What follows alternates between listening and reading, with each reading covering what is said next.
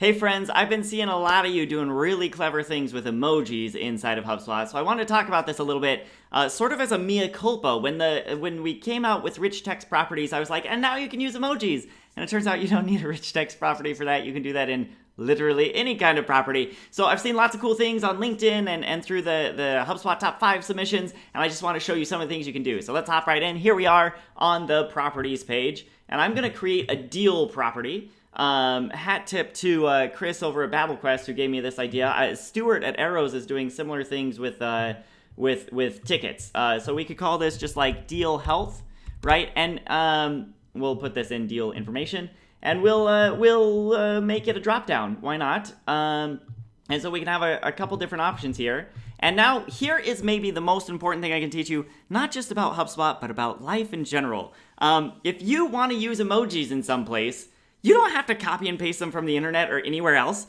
If you are on a Mac, just do Control Command Spacebar, and your emoji thing pops up. If you're on Windows, it's even easier. Just Windows key, period. And this will pop up. And now we can do some color coding, right? So maybe we want some green things. And there are so many fun green emojis, but let's just keep it simple and do hearts. And now I will just copy paste that a couple times. And then maybe we'll do, again, Control Command Space or Windows key, period. Now we'll do some yellow hearts, right? And this is fine. Look, this is both the internal value and the label.